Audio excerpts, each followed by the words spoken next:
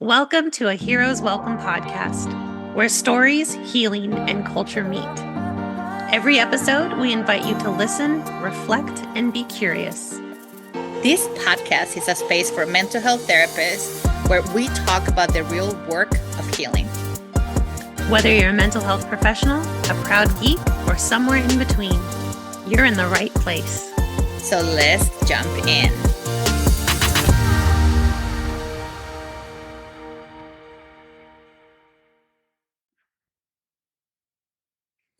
Hello, everyone. I'm even thinking, is it a hello? It is a hello for everyone who's listening. And unfortunately, we're going to have a conversation that for all of us in mental health is becoming the norm. So one of the reasons why we are here in this special episode is that I know something happened within Maria's community. Maria, do you want to share what happened for our listeners? Yeah, thank you. So let's see, we're recording this on a Tuesday. So Friday, just a few days ago, we had a mass shooting at one of our local parks here in my community. Three individuals have died from this mass shooting, and there's 15 more with injuries from it. Those affected ranged, I want to say that it's from 16 through adulthood. Mm-hmm. This was an unsanctioned kind of car meetup event at a very popular park here in town that ended up really tragically resulting in at least 3 lives lost.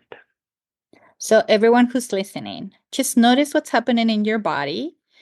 Because it doesn't have to be this specifics, but all of us have attended to something in our community similar to this. So then the idea that prompted this episode when Maria and I were doing check-ins is, how do we hold space for our community when our community is impacted by trauma?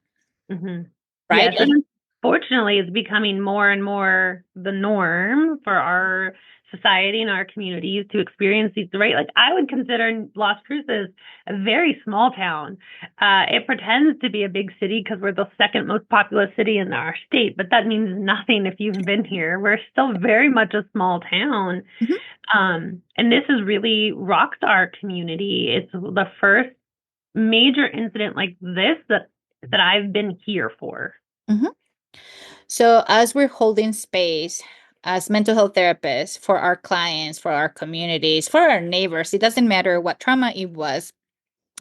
Then what we were discussing is we tend to, as mental health therapists, we tend to like jump into action and rescue. When in reality, we need to do a step back. Or as Lisa Diane will say, can you have a dual attention? Yes. Can we do a step back and a structure of what is it that is needed? Right. So you were talking when I was doing a check-in with you on how the community and your agency was shocked. Mm-hmm. So we went to the shell shock, the anticipatory anxiety, which obviously I cannot talk this morning. Right. But then we tend to see the floodgates open. Mm-hmm. So we're getting so much information. We get bombarded from the news, the phone calls. If you are in social media groups, everyone wants to jump in and either say something or offer something. So then most of us who are in it, when you think about the eye of the tornado, when mm-hmm. you're in it, we're looking up in when will normal life resume? Yeah.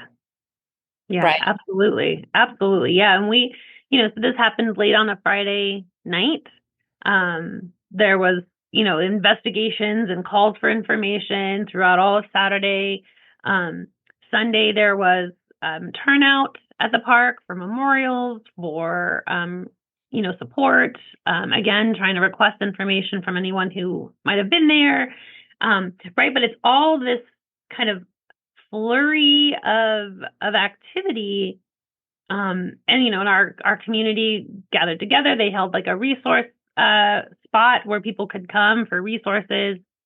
And it really didn't start to hit the rest of the community until Monday morning, right? When we all had to go back. We had to get ready to go to work. We had to get ready to take the kids to school. And suddenly, at least for us, we were then bombarded, me both personally and through work contacts. My child knew someone who was there. That was a cousin of a family member. That was my cousin. What do I do? Where do I go? Who can I see? Because right, like on a weekend, real life is kind of suspended. So it really wasn't until Monday for a lot of people, not everybody, but for a lot of people, that it was like, oh, no, this was something real. I'm starting to see the immediate impact of this. And like, what do I do? Mm-hmm. So then, to put it in a structure for everyone who's listening, right? The floodgates open, and then it's how do we answer the call? Who do we know in the personal level who got affected, in the community level, and how do we respond to it, especially when we're being tasked as mental health therapists? Somehow we automatically, in the fine print, we did not read, which is how are we gonna be answering to caring for our community? In this moment, it's not, and I'm gonna go very political here, it's not the politicians who are answering, who always want to answer with, you are in our prayers, to the administrations would tend to cut a lot of resources. Yeah. And to agencies who are struggling to provide these services to our community because we don't have what we need. Yeah. So, no, absolutely. right, in that task, again, that all of us, and we can laugh, not like I'm crying, but I'm not crying, which was in our master's program, very tiny lines, which is you will be tasked for caring your community, for caring for your community. But in that, how are we mindful and balance all of this? Right. It's difficult, right? So there is this immediate surge of other resources trying to step in and be helpful, which I'm not knocking, and it is necessary. It is helpful. But we also know that there's kind of a delayed impact on the trauma response sometimes. Yeah. And how do I own a group practice. I have kids in this community. My family lives in this community. How do we be mindful in our response? How do I stay balanced and stay, taking care of myself while providing that support? And it is interesting how different sectors, I'm going to call them, in our communities respond to these things. It's Tuesday. It's only Tuesday this right now. But I've gotten 3 different phone calls requesting interviews on the impact of trauma and EMDR, and if that's helpful in situations like this, which are fantastic opportunities, but that is not my priority right now. Right? Like I need to make sure that my therapists are okay because they're seeing session after session, and most of them right now are trauma after trauma, right? We had trauma caseloads before this incident in our community. This is just an added layer that, we couldn't have anticipated this. And how do I, we were chatting before, like, how do I stay balanced and mindful? Because yes, the helper part of me wants to like rush in and give all the things. And you and I know, and in all of our conversations, like that's not the answer. That doesn't serve long term. And so how do we navigate this so that it doesn't come across as that we're not responsive, right? We don't want to be non-responsive. And we can't all show up as first responders because then there won't be anybody else when the rest of the fallout starts to show up.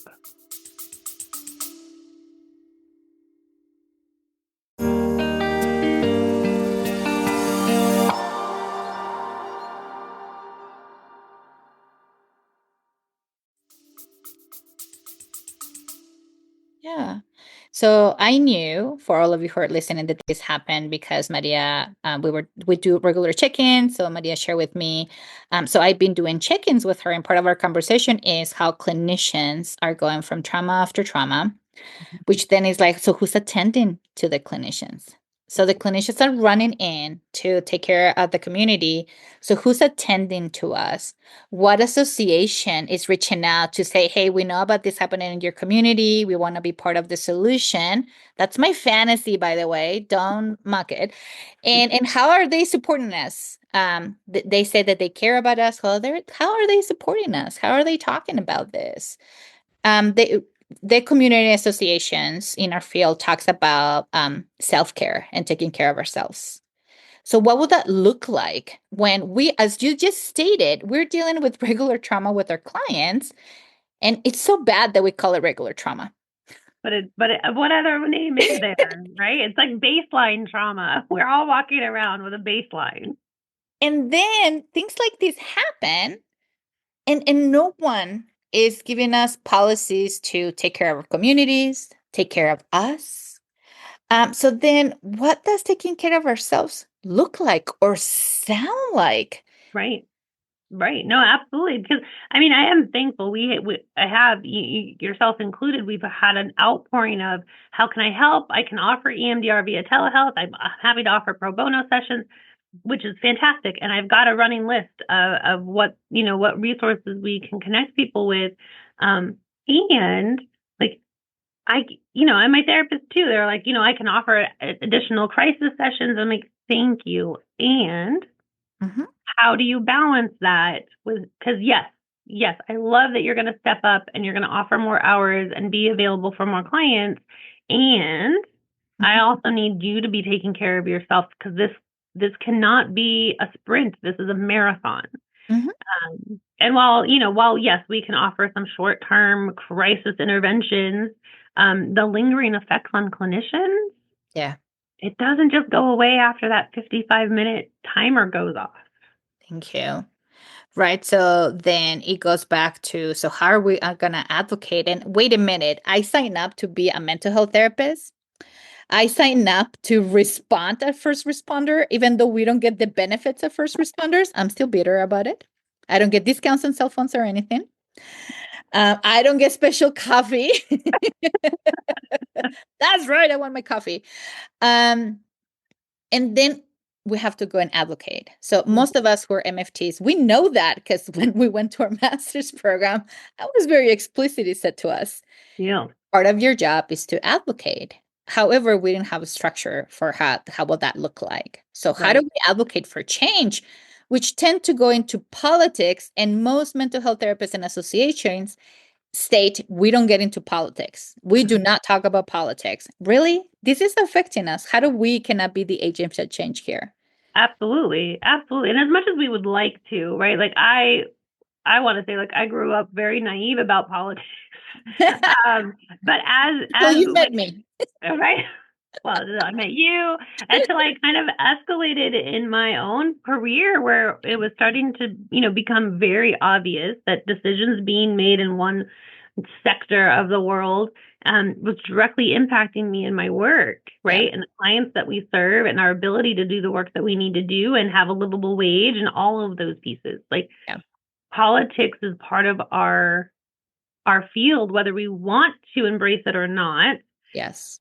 Failing to see that only leads to more complications and heartache. Right. And so like, what does that look like? I mean, what do I want for my clinicians right now? I don't know. I mean, I know money isn't the answer for anything, but I want stipends so that they can take time off from seeing clients and engage in actual self-care for them, whether that's hiking in our mountains, whether that's bed rotting for 2 days, like whatever. Like I want funding for clinicians who need to step away and take care of themselves.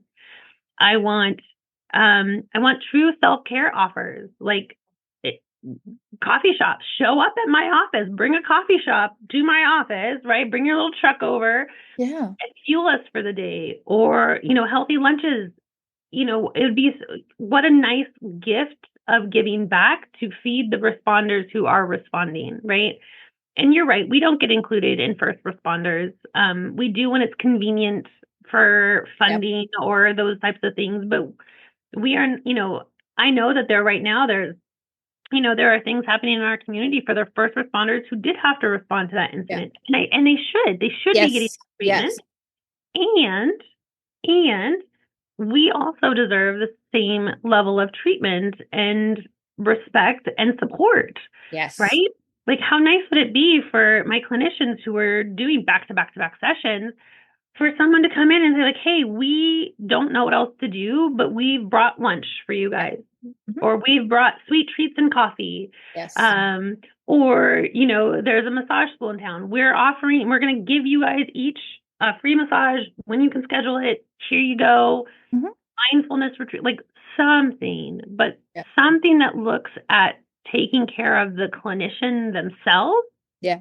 Because yes, we preach that the best therapists have therapists themselves. So I've made sure that my therapists are getting in to see their own therapist regularly. Mm-hmm. But I think it would go a long way for clinicians to be seen as a whole person, also doing first responder work. Yeah. So again, yes, first responders, firefighter, police officers, like all of you deserve this. And please include us. Do not exclude us because we're part of you. We are called to provide mental health sessions for you and the trauma that you're holding. Mm-hmm. So don't forget us, advocate for us as well. And then in the advocacy, like we are naming everything that is needed, right? But I think we need empathy from our politicians. We need empathy from our states. We need resources, as you're naming. Don't leave us behind when you are the first one who needs us every time there's something like this happen. Absolutely. And we require long-term support. Yes. I think that's the other thing is like the offerings that do come are immediate. And once this has died down, mm-hmm.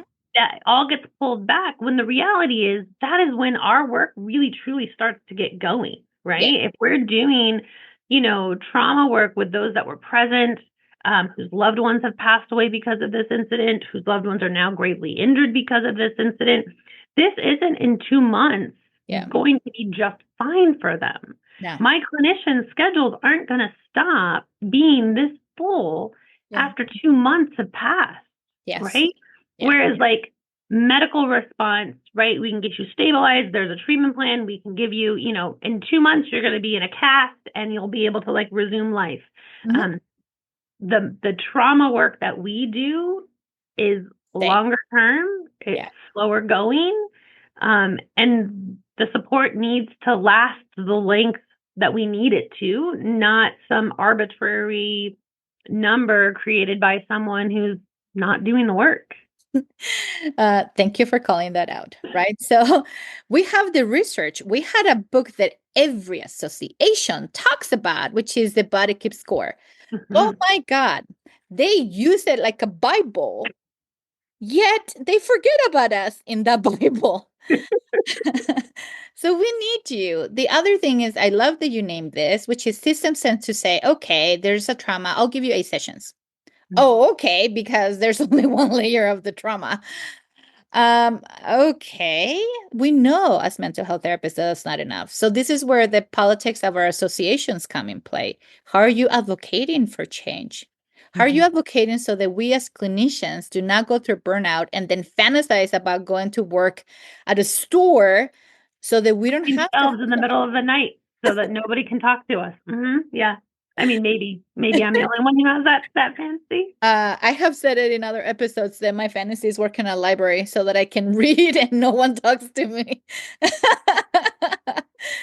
And we can laugh about it, right? And at the end of the day is what is the support, ongoing support that we as clinicians and systems can provide for our clients when we know the effects of trauma because we have so much research on it. And then what is the support that systems, including politicians and agencies and our associations are going to do to support us as clinicians? We need change. That's what we're saying. We absolutely need change. And it's system-wide. I mean, you and I are MFTs. We've disclosed that. We are systems thinkers. It is what we do. Mm-hmm. But it is system-wide, right? Like we need cross-sector communication and understanding about what it is, right? You were just speaking, and we didn't have our podcast during COVID, but but it brought up, right? Like help the helpers. Like Yeah. we went to trainings on how to help the medical staff who were being, front line for the COVID. Um, I went to specialized trainings on that. We were offering specialized appointments for the helpers, and we were the helpers. We are also part of the help the helpers Yeah. that we overlook because we're in a service. Invisible Yeah, service. we're in a service-based industry. Yes. Thank you for naming that because I was still, obviously, I'm bitter. I'm a bitter woman. That's going to be in my shirt from now on.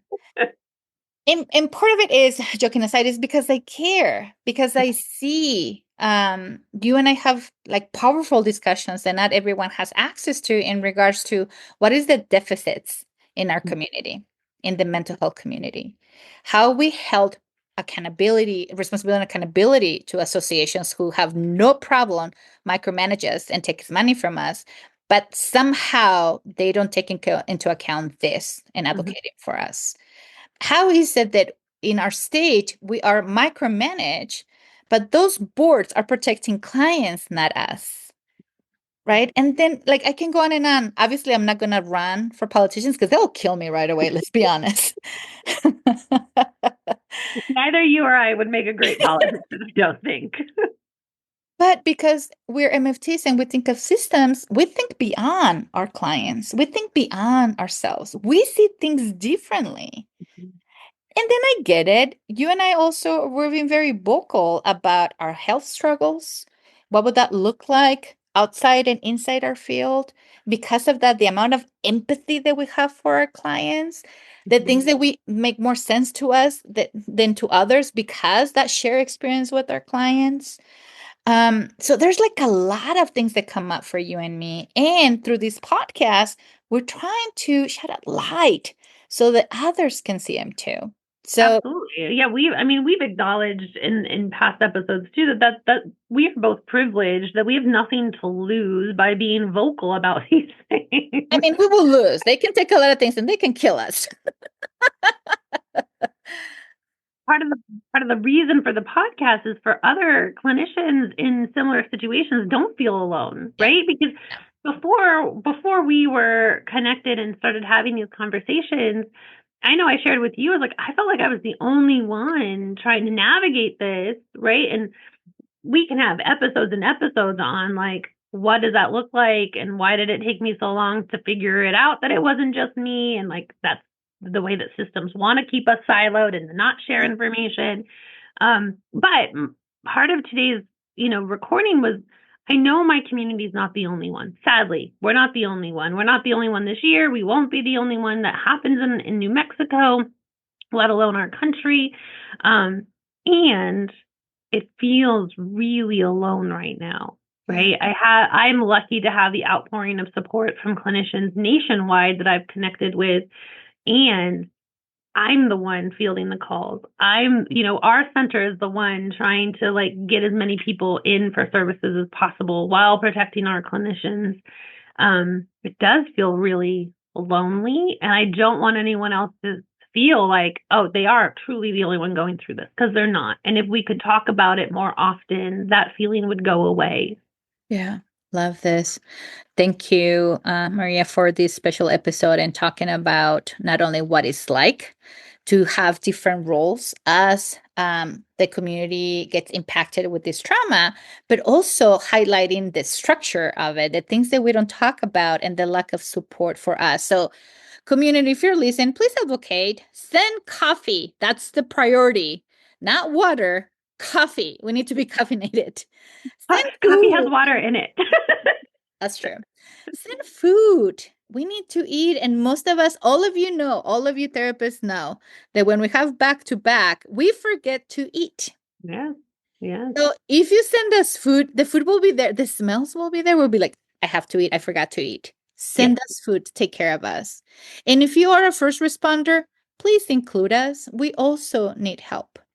Yeah. And we want to help you, Yes. right? Like we wanted to go both ways.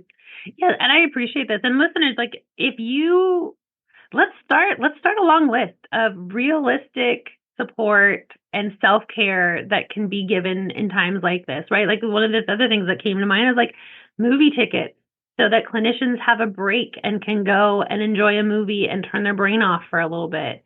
But yeah, I want to hear from everybody else. Like, what if you had your magic wand and we used it for this? What would you include on that list? What are the things that would be helpful in caring for the clinician who is caring for the hurting community?